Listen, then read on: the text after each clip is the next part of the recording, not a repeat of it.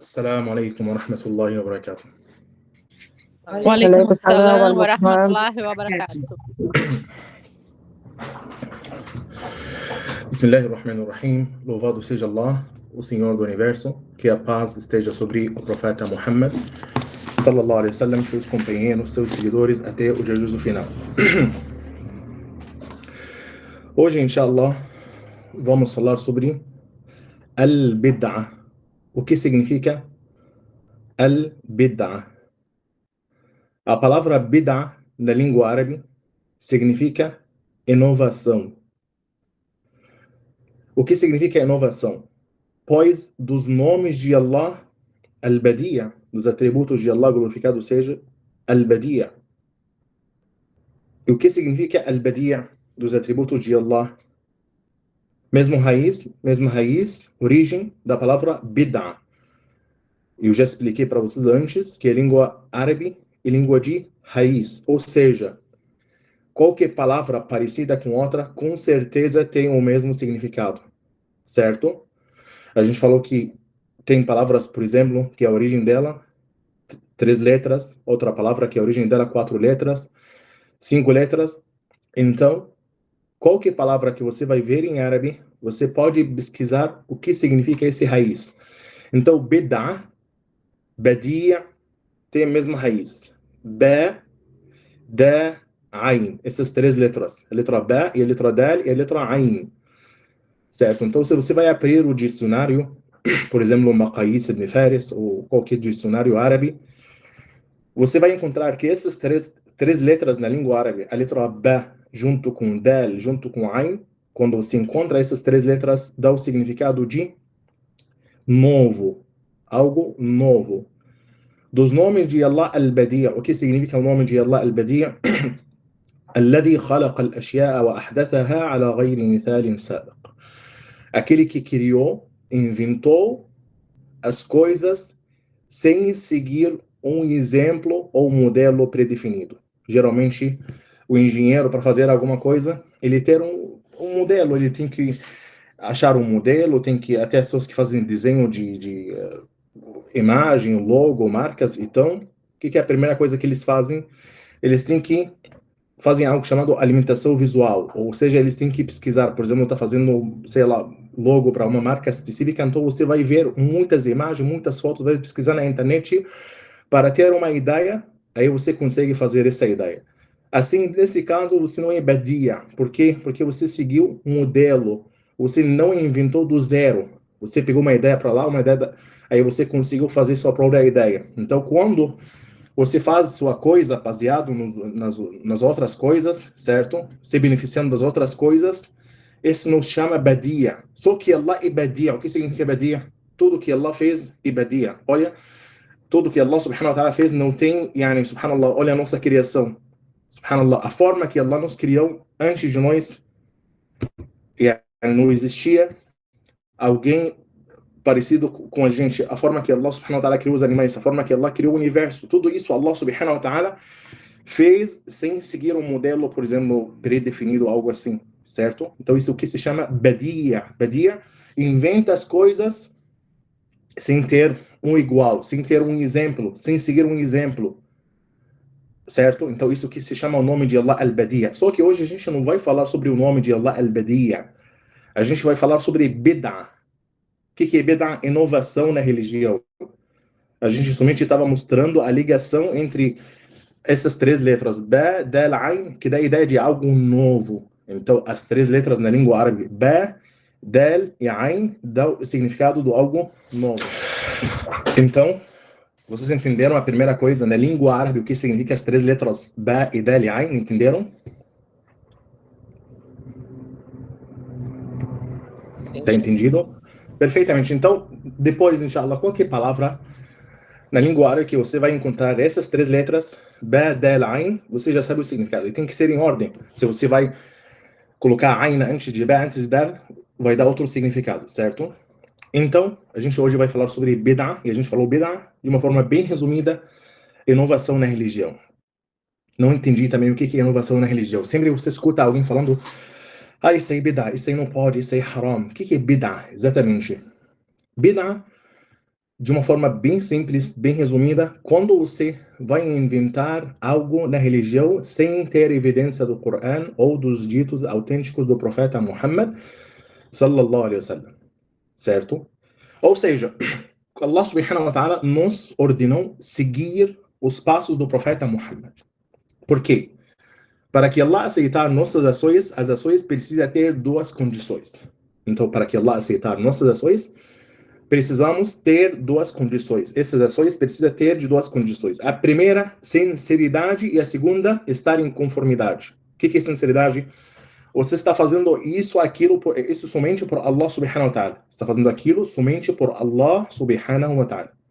Ikhlas, certo? Não estou fazendo isso para fulano ou para cicrano. Não. Eu estou fazendo por Allah somente. Isso chama ikhlas. A segunda condição, conformidade. Ou seguir. Ou seja, tem que fazer da mesma forma que o profeta Muhammad, que a paz de Deus esteja com ele, fez. Não adianta chegar uma pessoa hoje e falar, olha, a oração do Dhuhr é 4 rak'ah, a gente reza 4 unidades, mas assim, ó, mashallah, eu tenho saúde, tenho força e vou rezar 8 rak'ah. Ou vou rezar 10. Não, não pode. Por que não pode? Porque você inventou algo na religião. E presta atenção na palavra religião. Ou seja, as coisas da vida mundana não tem nada a ver com bid'ah. Então a questão de bid'ah não tem nada a ver com as coisas da vida mundana, pois apareceu seita no Egito, eu acho que nos anos 1970, 1980, nessa época, essa seita fala que a bid'ah tem nas coisas da vida mundana, então para eles era tudo haram. Pegar avião e haram, pois uma inovação que não existia no tempo do profeta Muhammad, você tem que montar o camelo ou o burro, não sei comer com colher, não pode, não sei fazer. Eles seguiam uma pessoa chamada Al-Faramawi. Essa pessoa, por não entender o que é bid'ah, subhanallah, inventou, a ideia dele em si é bid'ah, imagina? A ideia dele de falar que as coisas da vida mundana também não pode inventar ou inovar, isso em si ninguém falou desde o tempo do profeta Muhammad até hoje. Então a gente tem que entender que bid'ah somente nas coisas da religião. O que é das coisas da religião? Algo que você faz com a intenção de adoração. Então, algo que você faz com a intenção de adoração. Quando você, por exemplo, vai montar seu carro, ou quando você vai... você não está fazendo isso como inovação na religião. Isso não tem nada a ver com a religião. Então, entenderam a segunda coisa? Que bid'ah é algo relacionado, inovação relacionada à religião. Não é as coisas da vida mundana. A vida mundana você não tem problema, pode comer com colher, você pode viajar usando qualquer método, não tem problema, certo? Então, esse é o segundo ponto, é importante. Uma pessoa vai perguntar, só para sair um pouco do tema, porque eu gosto de sair do tema, indo para lá e para cá. A pessoa pergunta, tá, mas comer com colher é melhor ou comer com os dedos? O profeta Muhammad sallallahu alaihi wasallam não comia com a mão dele, ou, por exemplo, comer no chão ou comer na cadeira, ou, por exemplo, essas perguntas que as pessoas às vezes fazem. A gente precisa entender uma coisa importante, porque tem muitos muçulmanos que têm confusão. O que é sunnah? Sunnah a gente pode dividir em dois tipos de sunnah. ما كان من عادة قوم وما ليس كذلك. Ou seja, a sunnah a gente pode dividir. Sunnah que era costume do povo do profeta Muhammad sallallahu alaihi wasallam e sunnah que não é assim. Por exemplo, o profeta Muhammad sallallahu alaihi wasallam usava, por exemplo, cobria o cabelo dele, certo? Ou usava uma vestimenta específica. Só que esse vestimenta não é somente o profeta Muhammad que usou, não. O profeta Muhammad seguiu aquilo que a sociedade dele fazia, ou seja, as pessoas no tempo dele usavam, por exemplo, cobrir o cabelo e também usavam esse vestimento. Então, se um muçulmano faz aquilo para seguir o exemplo do profeta Muhammad, tudo bem, ele está seguindo o profeta Muhammad e vai ser recompensado pela intenção, pois ele está seguindo a sunnah. Só que não é essa sunnah que devemos, por exemplo, ordenar as pessoas seguir, pois o profeta Muhammad fez aquilo porque era o costume do povo dele, cobrir o cabelo. Não é somente os muçulmanos que cobriam o cabelo no tempo do profeta Muhammad, os incrédulos, muitos deles cobriam o cabelo. É por isso que os sábios, quando falam sobre a sunnah, eles dividem a sunnah em dois tipos de sunnah. Sunnah, que era o costume do povo, e o profeta Muhammad fez porque o povo dele fazia, certo? Não é por causa da ordem de Allah subhanahu wa ta'ala ou algo assim. O profeta Muhammad fez porque o povo dele fazia dessa forma. Então, essa sunna, se o muçulmano quer fazer para imitar o profeta Muhammad, inshallah, vai ser recompensado. Com certeza vai ser recompensado pela intenção e por seguir o exemplo do profeta Muhammad.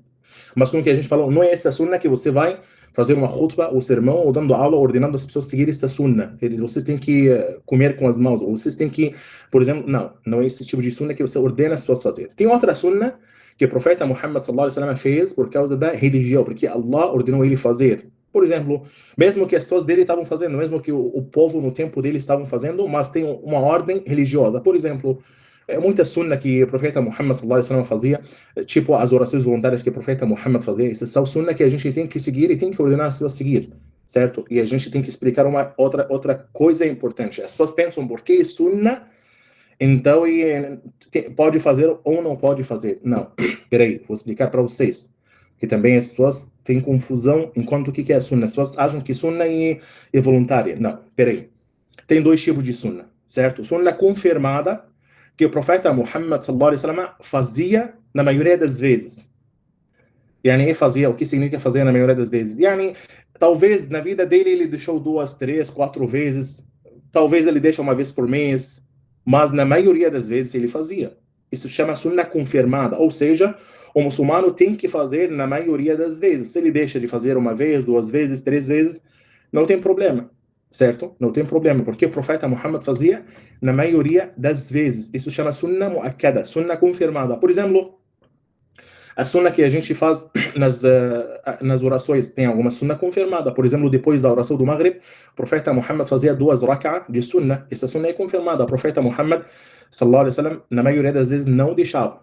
O que significa? Significa que o muçulmano faz na maioria das vezes.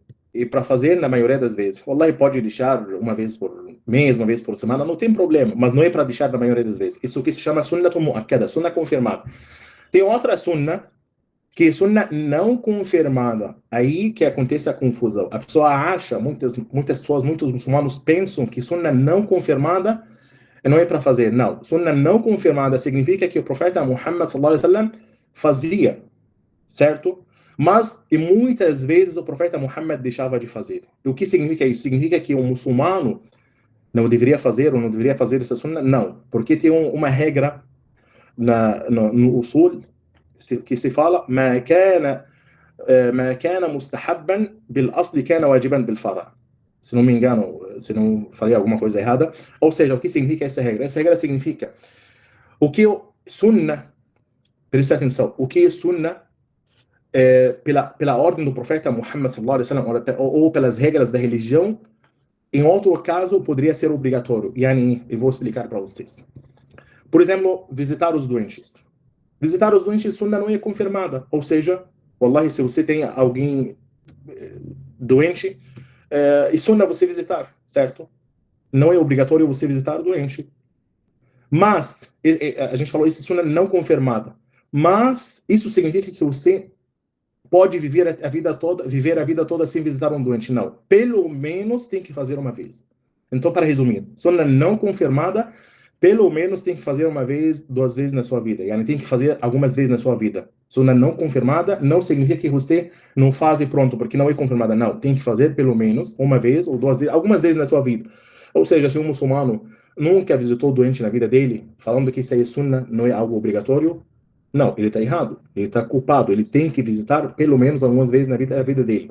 Então, para resumir, sunna muakkada tem que fazer na maioria das vezes. Sunna não muakkada ou sunna não confirmada tem que fazer poucas vezes. Então, sunna tem que fazer. Muakkada, confirmada, sunna confirmada tem que fazer na maioria das vezes. Sunna não confirmada tem que fazer algumas vezes. Então, esse conceito de sunna, vocês entenderam? E outro conceito que a gente explicou, tem alguma sunna que são costume do povo. Ou seja, se costume do povo, como que a gente falou, a pessoa se faz com a intenção de imitar o profeta Muhammad, será recompensado. Mas não é aquela sunna que a gente ordena as pessoas fazer, certo? Entendido essa parte?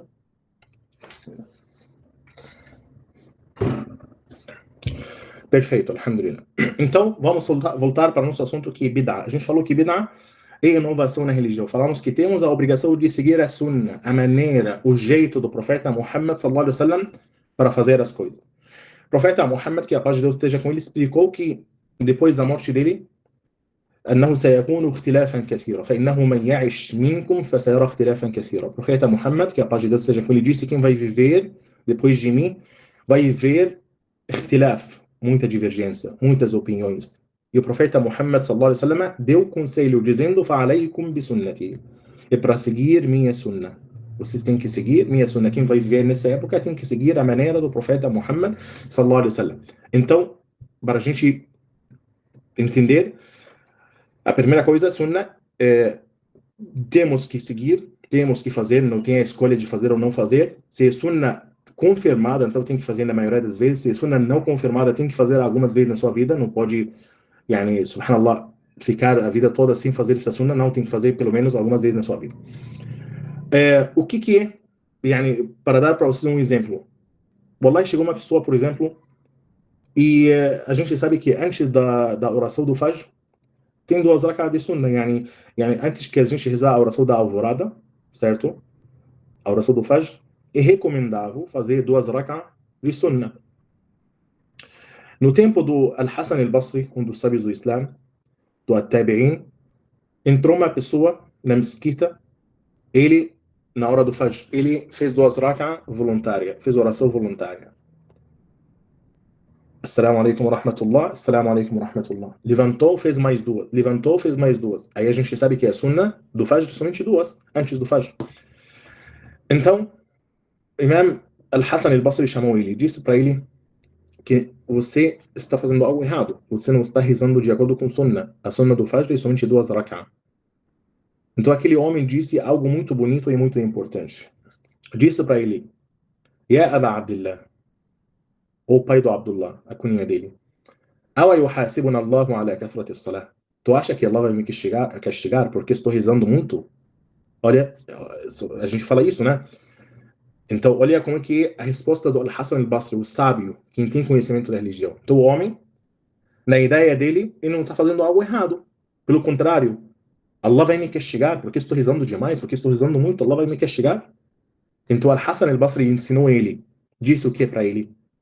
Disse para ele: La yuhasibuka Allahu ala kathrati as-salah. Allah não vai te castigar por rezar muito, mas sim por mukhalafati sunnah, por fazer algo que o profeta Muhammad não fez, por inventar na religião. Então, sua culpa não é que você está rezando muito. A ideia é que você está fazendo algo que o profeta Muhammad não fez. A gente fala sempre: Allah vai me castigar por causa de Allah vai... Não. A ideia não é isso. A ideia é que você está inventando na religião. Uma inovação aqui, uma inovação aqui, uma inovação aqui. Então, você já vai inventar uma nova religião completamente a mesma coisa que aconteceu com as outras religiões. Allah subhanahu wa ta'ala mencionou no Coran o exemplo das outras religiões que inventaram. Um desses exemplos que Allah subhanahu wa ta'ala mencionou no capítulo Al-Hadid. Capítulo Al-Hadid, Allah subhanahu wa ta'ala fala sobre وَرَهْبَانِيَّةً ابْتَدَعُوهَا مَا كَتَبْنَاهَا عَلَيْهِمْ. O que é وَرَهْبَانِيَّةً ابْتَدَعُوهَا مَا كَتَبْنَاهَا عَلَيْهِمْ? Allah fala sobre os monges, sobre os cristãos. Alguns deles inventaram uma adoração nova. Se isolavam na igreja, sem casamento, sem. Isso se chama rahbaniya. O que é rahbaniya? Somente viver para adorar Deus, se isolar, não casar, não. Allah subhanahu wa ta'ala disse: ibtada'uha. Eles inventaram isso na religião. Deus não ordenou. E no mesmo verso, Allah explica o motivo. Illa bitigha'a ridwanillah. Fizeram isso com a intenção de satisfazer Allah. Então essas pessoas fizeram isso para satisfazer Allah. Mesmo assim, Allah subhanahu wa ta'ala disse que eles estão errados. E Allah subhanahu wa ta'ala disse: فَمَا رَعَوْهَا حَقَّ رِعَايَتِهَا. فَمَا رَعَوْهَا حَقَّ رِعَايَتِهَا.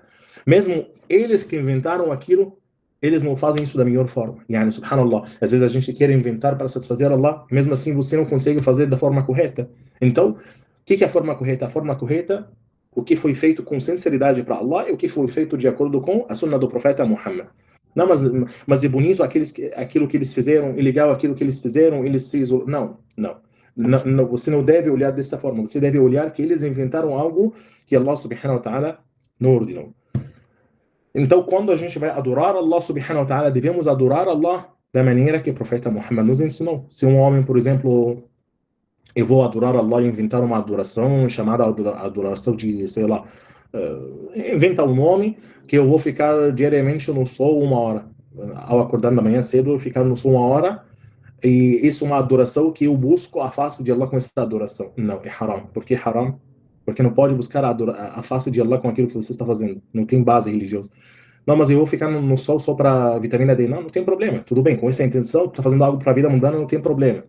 Mas fazer isso para Allah subhanahu wa ta'ala, chamado a adoração do inventa nome, não, você está inventando. Yani, um exemplo realista para que vocês.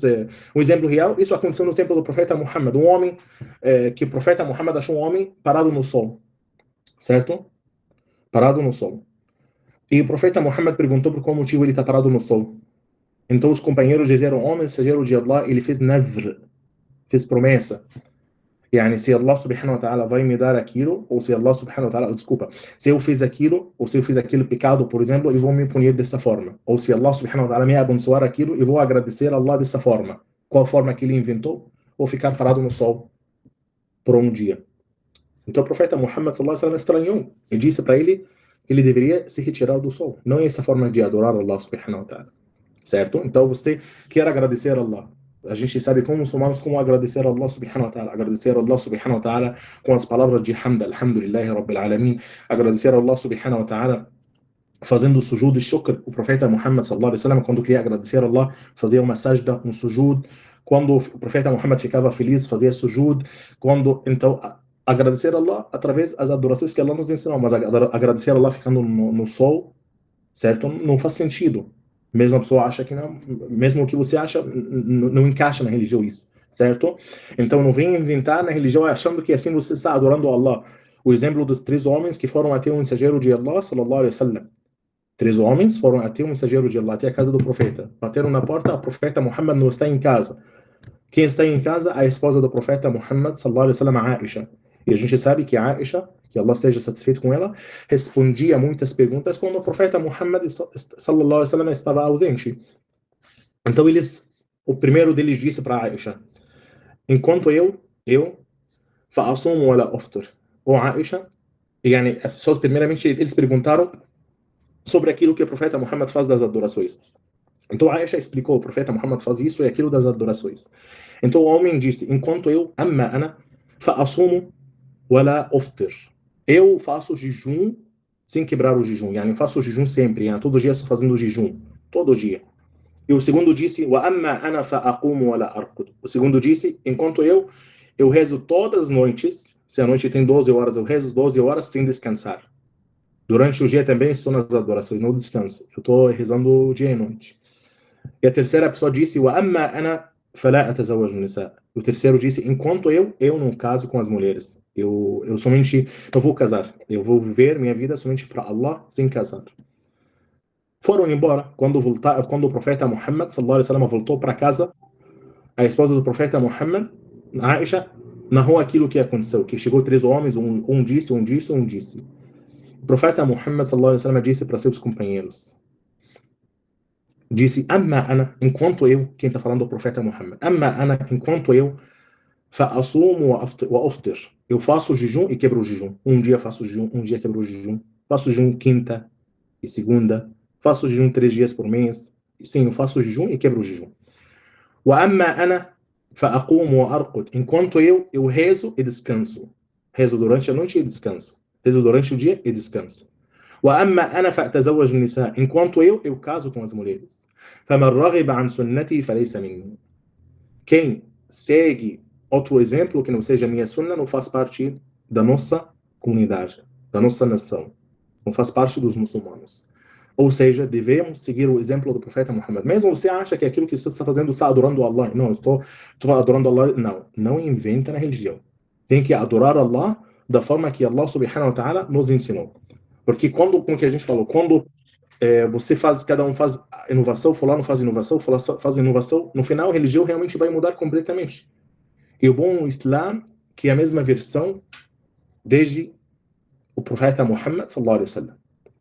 Quem quer seguir outro exemplo, inventar outro exemplo, que se afasta sozinho, certo? Mas, alhamdulillah, a versão, todos os hadiths do profeta Muhammad do Coran, os hadiths autênticos, a gente sabe exatamente como que o profeta Muhammad sallallahu alaihi wasallam adorava Allah subhanahu wa ta'ala e devemos seguir esse exemplo. Allah subhanahu wa ta'ala disse no Coran: فَلْيَحْذَرِ الَّذِينَ يُخَالِفُونَ عَنْ أَمْرِهِ أَنْ تُصِيبَهُم فِتْنَةٌ أَوْ يُصِيبَهُم عَذَابٌ أَلِيمٌ. Nesse verso, no Surah An-Nur, Allah subhanahu wa ta'ala está dizendo que aqueles que seguem outro exemplo, aqueles que buscam outra maneira, que deveriam temer que Allah subhanahu wa ta'ala testar eles com fitna, yani tentação, ou adabun alim, um castigo doloroso. Yani quando você vai seguir outro exemplo que não seja o exemplo que o profeta Muhammad nos ensinou nas adorações, na religião, você está se colocando na fitna, você está se colocando no perigo, certo? Então, com o que a gente falou, esse é sobre a bid'a. A gente falou o contrário da bid'a, quando a gente explicou isso, né? A gente falou sobre a sunna. A gente explicou também sobre a diferença entre costume e entre a adoração. A gente falou que a adoração é aquilo que a gente faz por Allah subhanahu wa ta'ala. A gente falou costume, qualquer coisa, costume que a gente faz da vida mundana, isso não tem nada a ver com bid'a. Pode fazer o que quer fazer na vida mundana, não tem nenhum problema. Porque os sábios falam al-aslu fil ibadat al-hurma wal-aslu fil adat al-hil. O que significa isso? Os sábios dizem, fundamental, a ideia geral, que toda adoração é haram e todo costume é halal. O que significa isso? Default, tem algo em inglês chamado default. O que é default? Padrão. O padrão que toda adoração é haram. Ou seja, é somente halal aquilo que Allah nos ensinou. E o default, o padrão, que todos os costumes é halal, exceto aquilo que Allah fala que é haram. Você tem um costume aqui no Brasil, por exemplo, que as pessoas têm costume de fazer algo. O padrão é halal. Se você tem uma evidência do Coran ou um hadith que fala que esse costume é haram, então nesse caso é haram. Mas o padrão que todo costume é halal. E o contrário, toda adoração é haram. Não pode inventar. Até que tem uma evidência que fala para você pode fazer dessa forma, certo? Então, tem outras, só isso aí, a ideia geral. Falta somente 10 minutos, eu vou deixar para vocês quem tem pergunta, quem gostaria de perguntar alguma coisa, para a gente responder. Irmã Liane, pode perguntar? A minha para justamente com três coisas que a gente vê no dia a dia, tá? Vou perguntar a primeira. A primeira é muito comum, já vi em mais de uma mesquita, no fim da reza, do sermão, da sexta-feira, muita gente, na hora da súplica, coloca as mãos assim e depois estende pelo rosto. Eu aprendi que isso é bidá. Eu queria confirmar com o senhor se isso é bidá. Tá, tem mais uma pergunta? Se quiser perguntar, fazer todas as perguntas, pode fazer. A outra pergunta é, como isso envolve religião e adoração e reza, eu fiquei com essa dúvida. A outra pergunta, eu tenho dúvida se é suna de costume ou se envolve religião, porque a gente estava no grupo da Unial, das irmãs, só as mulheres, e uma irmã falou Jumá Mubarak, e a outra corrigiu com evidências de que aquilo era bidá. Só que eu fiquei com dúvida, porque desejar a sexta-feira abençoada, não sei se é bem religião ou se é costume. E eu fiquei, apesar dela colocar muitas evidências, eu realmente já não tinha esse costume de dizer sexta-feira abençoada para ninguém, mas depois que ela apresentou aquilo, eu nunca mais falei, mas eu fiquei com aquela dúvida porque parecia ser mais um costume do que religião. E a terceira dúvida é uma pergunta se existe bidá que pode descaracterizar o Islã por mudar o pilar do Islã. Por exemplo, o fato de um determinado povo que se diz muçulmano rezar 3 vezes por dia e dizer que a reza só 3 vezes por dia é obrigatória, se isso é bidá ou não. São só essas 3 dúvidas. Muito obrigada, chefe. Salam aleikum. Aleikum salam wa rahmatullah. Shukran, barakallahu fikum. Então, a primeira coisa sobre... Eu quase esqueci as 3 perguntas, mas vamos junto, inshallah. A primeira sobre passar... Ok. Assim. A primeira é sobre as 3 rezas e a é sobre o Mubarak. Ok. Então, você consegue só desligar o microfone, porque às vezes corta a voz quando alguém está com o microfone aberto. Consegue desligar? Então, a primeira pergunta é sobre passar a mão depois de fazer, por exemplo, depois da oração, você fez duá e você passa a mão no seu corpo. Isso pode ou não pode? Olha, o profeta Muhammad sallallahu alaihi wasallam e seus companheiros, depois de fazer duá, ninguém fazia isso. Só que esse é o ponto número 1. Espera, eu vou terminar a pergunta. Então, ponto número 1, que o profeta Muhammad sallallahu alaihi wasallam não fazia isso. Mas foi narrado que o profeta Muhammad sallallahu alaihi wasallam fazia algo parecido. O profeta Muhammad sallallahu alaihi wasallam recitava Qul a'udhu bi rabbil falaq e Qul a'udhu bi rabbin nas, esses dois capítulos. E o profeta Muhammad sallallahu alaihi wasallam recomendou que a gente passa isso, o profeta Muhammad sallallahu alaihi wasallam, quando você vai dormir, das súplicas antes de dormir, Qul huwallahu ahad, e passar, depois de estar na cama, e passar no cobertor, certo? Então, algo parecido, que levou alguns dos ulama, alguns dos sábios, dizer que não é haram, não chega a ser bid'ah. Por quê? Porque a pessoa que fala isso tem uma base, não é diretamente aquilo que o profeta Muhammad fez. O profeta Muhammad não passou diretamente depois do no rosto. Essa forma não foi narrada, mas foi narrado algo parecido, que leva alguns dos ulama dizer que não chega a ser bid'ah, e melhor não fazer.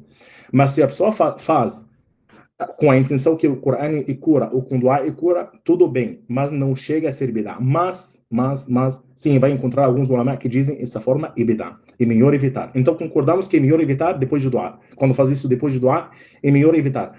Vai chamar isso bid'ah ou não vai chamar isso bid'ah é outra questão um pouco mais técnica, não quero entrar nesse detalhe. Porque alguns dos sábios dizem que bid'ah é quando realmente não tem algo parecido na sunna, certo? Então aquilo não foi narrado e nem tem algo parecido. Enquanto isso, não tem algo parecido quando a gente vai dormir. Nabi sallallahu alaihi wasallam kana ya'wi ila firashi, quando o profeta Muhammad costumava ir para a cama dele, ele estava Qul a'udhu rabbil falaq, Qul a'udhu rabbin nas, e passava mão na cama ou no cobertor, certo? Então tem algo parecido que levou alguns dos ulama a dizer que não tem problema, que não chega a ser bid'ah. Ou seja, é melhor evitar. Melhor evitar não é de acordo com a sunna do profeta Muhammad sallallahu alaihi wasallam, certo? A segunda coisa, mas sabendo que tem alguns dos ulama permitiu, só para a gente sair dessa pergunta. Ou seja, não é questão assim que a gente precisa declarar a guerra se viu alguém fazendo, não é questão de declarar a guerra, não tem problema, inshallah. Melhor evitar, mas se achou algum fazendo, tem que saber que tem alguns dos ulama realmente que falou que não tem problema nesse caso, pela analogia de que o profeta Muhammad sallallahu alaihi wasallam fez quando ele foi para dormir. A segunda questão, a questão das três Jumu'ah Mubaraka. Jumu'ah Mubaraka também essa questão das questões que vai encontrar alguns ulama que permitem, outros que não permitem. Por exemplo, o Imam Ahmad ibn Hanbal, quando falou sobre Eid, Imam Ahmad ibn Hanbal falou sobre dizer, no dia do Eid, por exemplo, Eid Mubarak, essas palavras que a gente faz, parabenizar os outros no dia do Eid, Imam Ahmad permitiu, sabendo que não foi narrado nada do profeta Muhammad sallallahu alaihi wasallam, certo? Vai encontrar outros sábios que dizem não é para falar Eid Mubarak, essas coisas. A mesma coisa da sexta-feira. Então não é uma questão que a gente tem que declarar a guerra. Wallahi, se um muçulmano falar de uma Mubaraka com a intenção de fazer dua, não tem problema, pois o dua tem base religiosa, a gente pode fazer dua. O problema é quando o muçulmano acha que aquilo é obrigatório ou isso é costume, sempre tem que fazer cada Jumu'ah Mubaraka, Jumu'ah Mubaraka, Jumu'ah Mubaraka. Nesse caso que realmente é melhor evitar.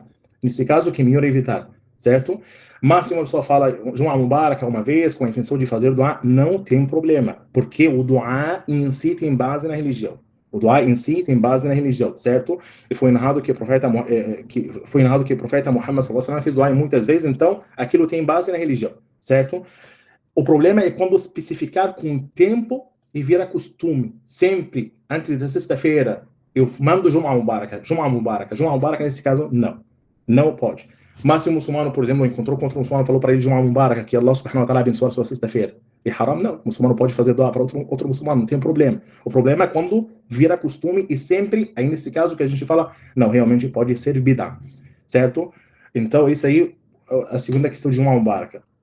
Então, não é também questão que a gente deveria declarar a guerra, certo? Uma questão tranquila, inshallah. A ideia é melhor não fazer sempre. O muçulmano faz, wallahi, uma vez, de acordo, mas um muçulmano disse para ele Jumu'ah Mubaraka, ele respondeu, não tem problema. Mas não deveria sempre começar, pois realmente o profeta Muhammad nunca falou Jumu'ah Mubaraka, nem os companheiros dele. Essa frase não foi narrada, certo? Mas como que a gente explicou, você vai fazer com a intenção de dua normal, como que o profeta Muhammad fazia dua com os companheiros dele, para os companheiros dele, não tem problema, desde que não vai ser costume fixo. Porque tem gente que, por exemplo, depois da oração, tem costume de fazer sujud. Ele reza a oração obrigatória na mesquita, ele vai fazer sajda, sujud. Tu pergunta a ele, por que você está fazendo sujud? Ele fala que eu estou agradecendo a Allah subhanahu wa ta'ala. Sujud shukr, fazer sujud para agradecer a Allah, foi narrado. O profeta Muhammad nos ensinou. O problema é que a pessoa sempre faz isso nesse momento, sempre depois de rezar ele faz sujud. Reza, faz sujud. Dessa forma não, porque o profeta Muhammad não fez dessa forma. Mas se a pessoa uma vez ele rezou a oração obrigatória, ou duas vezes, depois ele fez sujud para agradecer a Allah, não tem problema se ele fez uma vez, duas vezes, porque não virou costume. E o sujud e shukr, sujud para agradecer a Allah tem base na religião, certo? Talvez nesse momento ele agradeceu a Allah subhanahu wa ta'ala por, مثلا, conseguir rezar em Jama'a, ficou feliz, agradeceu a Allah subhanahu wa ta'ala por Allah ajudar ele. Allah subhanahu wa ta'ala abençoar ele em rezar em grupo nesse momento. Não tem problema nesse caso, mas se vira costume, não, a pessoa sempre faz isso, então nesse caso que a gente fala, para que bid'a, para que tá errado. Entenderam a diferença, gente? Por favor, só para que ninguém entenda o que eu falo errado, tá bom? Então, tem algumas questões que não deveria declarar a guerra, porque vai depender muito da forma que a pessoa faz. Então, a terceira questão sobre 3 orações. Eu vou falar o que eu entendi, porque eu acho que não entendi bem. Você está falando sobre as seitas que acreditam que somente é obrigatório 3 orações e não 5, certo? Essa é só a pergunta. Então, na verdade, quem fala isso é algum dos Alawiyya, ou seja, aqueles que acreditam, Al-Alawiyya é um grupo na Síria, que alguns deles acreditam que, astaghfirullah alayhi, Allah subhanahu wa ta'ala entrou no corpo dele. A mesma ideia dos cristãos e o Jesus. Astaghfirullah. Então, isso é incredulidade. Se a pessoa acredita que temos somente 3 orações obrigatórias, essa pessoa não é muçulmana, é que tem algo chamado ma'ulima min ad-din bid-darura. Al-ma'lum min ad-din bid-darura. O que significa al-ma'lum min ad-din bid-darura? Al-ma'lum min ad-din bid-darura. Quando a pessoa negar, não é muçulmano. O que é al-ma'lum min ad-din bid-darura? Aquilo que todo mundo sabe que é da religião. Pergunta a qualquer pessoa. Pergunta a pessoa que acabou de se reverter. Quantas orações obrigatórias temos? Ele vai falar 5. Então isso é algo que não tem como negar. Isso é algo que foi repetido muito no Coran, foi repetido muito nas sunas do profeta Muhammad. Pergunta a qualquer criança em qualquer país islâmico, ele vai falar que 5 orações. Então quando a pessoa nega o que é conhecido para todo mundo, o que é famoso da religião, o que não tem como negar, não é muçulmana. Então a irmã está falando, as pessoas que falam que não, rezamos 3 em vez de 5. Esse é somente uma bid'a, sim, uma bid'a, mas bid'atun mukaffira. O que é bid'atun mukaffira? A bid'a tem vários tipos. Tem bid'a mufassiqa e tem bid'a mukaffira. Bid'a mufassiqa, aquela bid'a que é considerado pecado. Bid'atun mukaffira, aquela bid'a que tira a pessoa da religião. Então, se a pessoa fala, não, vou rezar somente 3, não é vou rezar. Se a pessoa fala somente é obrigatório 3 salat, 3 orações, nesse caso, sim, uma bid'a, inovação, e ainda tira a pessoa da religião. Eu respondi suas perguntas, alhamdulillah. Vocês entenderam as respostas? Sim. Perfeito. A irmã Patrícia pode perguntar? Salam aleikum, Xé. Aleikum assalam wa rahmatullah. 3 perguntas, eu vou tentar ser bem rapidinha, tá? Irmão Omar, pode sair. Barakallahu fikum. Jazakumullah khairan, irmão. Então, Xé, a primeira pergunta, ela não está na aula, as outras 2 estão, tá? Mas essa primeira não tá. Sexta-feira, inshallah, vai ser o Eid, certo? Nós vamos ter uma oração na parte da manhã do Eid, sim? E vai ser uma sexta-feira. Vai ter, a gente faz sermão quando é assim? Você consegue desligar o microfone só para...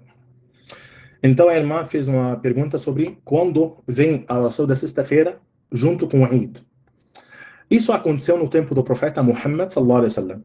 Yani, um dos companheiros do profeta Muhammad, chamado Zayd ibn Arqam, narrou aquilo que aconteceu no tempo do profeta Muhammad, que a oração do Eid veio junto com a sexta-feira. E o profeta Muhammad, sallallahu alaihi wasallam, fez a oração do Eid, depois ele disse para os companheiros, quem gostaria de voltar para sua casa e não atender a sexta-feira, poderia fazer isso. É por isso que tem discussão, divergência entre os sábios. Al-Hanabila, Imam Ahmad ibn Hanbal e a escola dele disse que quem atende a oração do Eid, a oração do Eid, ele não tem a obrigação de atender a oração da sexta-feira. Essa é a opinião do Imam Ahmad ibn Hanbal. Outra opinião que Imam Malik, por exemplo, a opinião do Imam Malik e Imam Abu Hanifa disse não. Quem reza a oração do Eid, sim, tem a obrigação de rezar a oração da sexta-feira. Essa permissão do profeta Muhammad sallallahu alaihi wasallam foi somente para ele, ou seja, o profeta Muhammad somente que tem o direito de fazer aquilo, de permitir. E a segunda coisa que eles falaram que essa permissão era para as pessoas que moravam longe, al-awali, ahl al-awali. O que é ahl al-awali? Cidade alta, aqueles que moram no interior. Pois tem outra narração que narrou ele Abdul Razzaq, no Munassaf al-Musannaf, Abdul Razzaq, um dos sábios do hadith, ele narrou no livro dele al-Musannaf, uma narração que tem a palavra al-awali. Aconteceu no tempo do Uthman ibn Affan, que veio o Eid no mesmo dia da sexta-feira, certo? Então Uthman fez o Eid e disse para as pessoas min ahli al-awali, que moram no interior, as pessoas que vieram do interior, disse para eles quem gostaria de voltar para casa, poderia voltar. Então tem divergência entre os sábios. Imam Ahmad ibn Hanbal disse isso para qualquer muçulmano. Qualquer muçulmano que atende o Eid não tem a obrigação de atender a sexta-feira. Enquanto as outras escolas e a maioria dos sábios, as 3 escolas dizem que não. Quem reza o Eid tem a obrigação sim de rezar a sexta-feira, certo? Mas vocês sabem, para as mulheres, geralmente as mulheres não têm a obrigação de rezar a sexta-feira. Sim, Eid, o profeta Muhammad ordenou às mulheres saírem para rezar Eid, certo? As mulheres saem para rezar Eid, mesmo se a mulher é menstruada, reza Eid, mas não fica no lugar da oração, não fica dentro da mesquita. Que Ibn Hazm é que permitiu a mulher estar dentro da mesquita menstruada. Só que a opinião dele é um pouco fraca, mas ele permitiu sim a mulher estar na mesquita menstruada. Imam Ibn Hazm, Imam al-Zahiri, Dawood al-Zahiri. Enfim, para as mulheres, não, eles podem somente rezar Eid e não precisa rezar sexta-feira. Wallahi, se um muçulmano segue a opinião do Imam Ahmad ibn Hanbal, tudo bem também, ele pode somente rezar Eid e não rezar sexta-feira. Enquanto para imam da mesquita, sim, ele tem a obrigação de fazer os dois. A mesquita tem a obrigação de fazer os dois. Entendeu a resposta? Sim, Sheikh, subhanallah, a sua aula é muito boa. Você responde aí, abre um leque de outras perguntas, subhanallah. Dentro dessa sua resposta mesmo, eu já fiquei com dúvida. A mulher, no caso do Eid, ela pode rezar no período de sangue? Rezar, fazer oração? Não, desculpa. Participar. Não é rezar. O profeta Muhammad, sallallahu alaihi wasallam, disse: "Waliyashhadna al-Eid", que as mulheres atendem estar no lugar do Eid, participar do Eid, mas não é para rezar, certo? Eu estou falando outra questão, é que, para explicar melhor, no tempo do profeta Muhammad, eles não faziam o Eid dentro da mesquita, eles faziam o Eid no Al-Khala. O que é Al-Khala? É uma praça, um lugar aberto. Na verdade, até esse é o certo. O certo é rezar Eid num lugar aberto. Até tem algumas escolas da jurisprudência islâmica que falam que Eid não pode ser rezado dentro da mesquita. Mas não estamos fazendo agora o problema, nem estamos fazendo... Não. Vamos agora falar que podemos fazer Eid dentro da mesquita. Só que no tempo do profeta Muhammad, o seguido era no Al-Khala, um lugar aberto. Certo? Então o profeta Muhammad ordenou a mulher atender a oração do Eid. Presenciar o Eid, mas sem rezar. Se ela é menstruada. Se ela não é menstruada, pode rezar. Então, a mulher, quando não é menstruada, vai para presenciar o Eid, mas sem rezar. Aí uma pessoa vai me perguntar, mas Sheikh, hoje em dia a gente reza Eid dentro da mesquita. E a gente sabe que a mulher muçulmana não pode entrar na mesquita menstruada. Então, nesse caso, o que a gente vai fazer? Ficar no quintal da mesquita, caso, por exemplo, ou pode, se ela vai passar rapidamente dentro da mesquita e sair, nesse caso, eu poderia, inshallah, seguir a opinião do Imam Ibn Hazm, que permite a mulher estar na mesquita menstruada por questões importantes, como atender aula religiosa, como passar para fazer alguma coisa. Então, ele tem evidência, na verdade, da sunna do profeta Muhammad sallallahu alaihi wasallam, mas isso aí de uma forma resumida. Senão a gente vai virar aula de jurisprudência agora e não vai terminar. Entendida essa resposta? Sim, agora sim. Mais uma pergunta, Sheikh. Tem as duas sunas, né? A suna que a gente deve fazer, né? As duas, eu entendi que as duas são obrigatórias, só que uma a gente tem que sempre estar fazendo, e uma outra a gente pode fazer de vez em quando. Essa que a gente pode fazer de vez em quando, a evidência é que o profeta Muhammad sallallahu alaihi wasallam disse que para seguir a suna dele, correto? Sim, exatamente. Porque temos a ordem de Allah subhanahu wa ta'ala de seguir a sunna dele. Então, pelo menos uma vez a gente tem que seguir essa sunna. E ela foi narrada por Bukhari Muslim? Na verdade, tem muitos hadiths que foram narrados no Al-Bukhari e Muslim, que nem hadith, por exemplo, man ahdatha fi amrina hada ma laysa minhu fawarad. Esse hadith está narrado no Sahih Bukhari.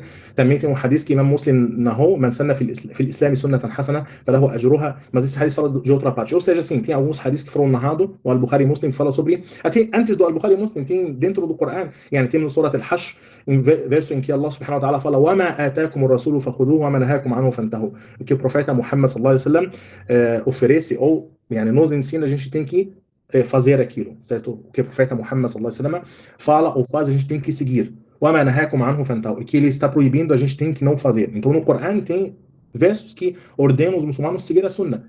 É por isso que alguns os sábios disseram que mesmo a sunna não confirmada tem que fazer ela uma vez na sua vida, certo? Certo, mas essa em específica está narrada por Bukhari Muslim? Tem, aquela que eu falei no início, man ahdatha fi amrina hada. Tu está falando sobre a importância de seguir a sunna ou a obrigação de seguir a sunna, um hadith no Al-Bukhari ou Muslim? Não, essa que o profeta Muhammad sallallahu alaihi wasallam disse, sigam a minha sunna.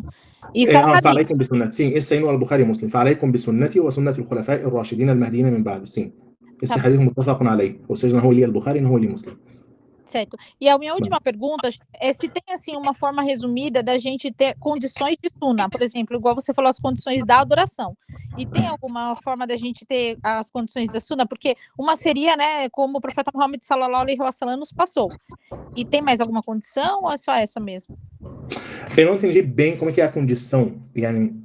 que é a condição? O que Por diz? exemplo, a condição de adoração é sincera para Allah e da forma que Allah nos ensinou. Aí a condição de você seguir uma suna, por exemplo, existe dois tipos de suna, né?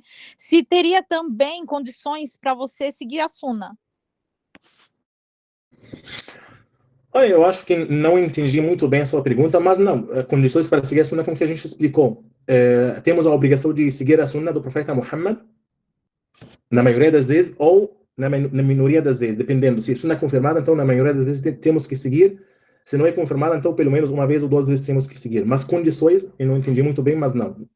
Por exemplo, né, Cher, muito assim das perguntas que eu vi a irmã que falou anteriormente, ela tá ligada muito como a intenção, né? Por exemplo, se a pessoa passa a mão no rosto, ela pode ter a intenção, por exemplo, de um bem que ela tá sentindo naquele momento, como também ela pode estar como achando que isso é parte da religião, né?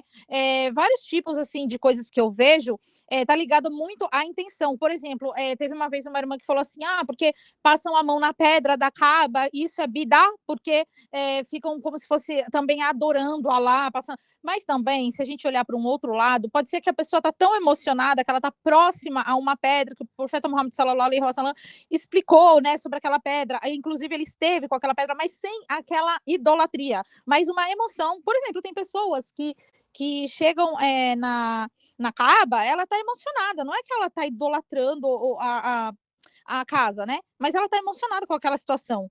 Então eu acredito assim que, por exemplo, a suna, às vezes, por exemplo, desejar de uma Mubarak, depende se a pessoa ela tá com a intenção de aquilo ter que fazer parte da religião, ou se simplesmente ela quer que a pessoa tenha um dia abençoado, igual a irmã falou, eu acho que depende muito assim da intenção. Então, nisso, eu tô dizendo as condições, entendeu? Não, eu entendi, mas assim, deixa eu explicar.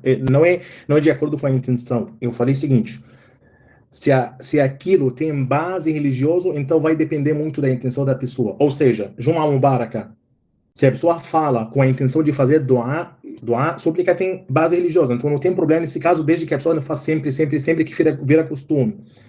Mas se algo não tem base na religião, por exemplo, a pessoa fica no sol para adorar Allah, agradecer a Allah dessa forma, isso não tem base religiosa, nesse caso sim, ibedá. Mesmo que a intenção dele é boa, não, ibedá. Por quê? Porque aquilo não tem base religiosa. Então, o que vai diferenciar se aquilo tem base religiosa ou não tem base religiosa? Se aquilo tem base religiosa ou tem algo parecido que a pessoa, por exemplo, pela analogia fez, nesse caso vai depender da intenção. Mas se aquilo não tem nenhuma base religiosa, então nesse caso não. Mesmo a intenção dele é boa. Por exemplo, se uma pessoa ela não tem essa intenção que seja religiosa, ela tá só com um sentimento dela. Não, mas assim, deixa eu explicar para você. Doar é religião. O profeta Muhammad sallallahu alaihi wasallam. Não doar, Cher. Não doar. Tá, deixa eu só responder uma coisa importante que a irmã falou sobre a pedra preta. Na verdade, foi narrado que Omar ibn Khattab beijou. Certo? Então, quem falou que não pode tocar na pedra preta, ou na verdade não está correto. Pois Omar ibn Khattab beijou a pedra preta que está no Kaaba e disse que ouviu o profeta Muhammad sallallahu alaihi wasallam fazendo aquilo, certo? Mas eu entendi sua pergunta. A irmã fala, por exemplo, se tem algo que a pessoa vai fazer porque costume e não tem a intenção de fazer aquilo como religião, yani não está fazendo aquilo como religião, não. Olha, por isso a gente precisa definir o que é adoração. O que é adoração? Tudo aquilo que a pessoa faz das palavras e das ações com a intenção de satisfazer Allah subhanahu wa ta'ala. Certo? Então, se a pessoa... Essa é a definição da palavra adoração. Machim? Seja seja das ações exteriores ou das ações interiores. Não quero complicar porque o tempo da aula. Resumindo, se aquilo é adoração, então não pode fazer desde que não tem base religiosa. Certo? Se aquilo, adoração, e não tem uma base religiosa, a pessoa não pode fazer. Se é costume, então a pessoa pode fazer. Eu acho que, não sei se ficou clara, mas... Não, ficou bem claro. É que você fala costume, né? E eu digo mais como a pessoa está no momento ali da emoção. Mas é como o costume que o Cher falou. Ficou sim. Obrigada, Cher. Jazakallahu khaira. Barakallahu fiik. Alguém tem outra pergunta? Ok, a irmã perguntou aqui se vai ter aula no dia do Eid. Wallahi, eu sinceramente não sei. E vou, inshallah, tentar. Eu não sei. Vou tentar e vou avisar vocês esses dias. Só que, por favor, alguém tenta me mandar o link do grupo do WhatsApp, porque a tela do meu celular queimou. Eu perdi todos os números, todos os contatos, grupos. Então, se alguém agora consegue mandar o link ou reagir a qualquer postagem para aparecer para minha notificação, inshallah, eu agradeço. Barakallahu fikum. Alguém tem outra pergunta?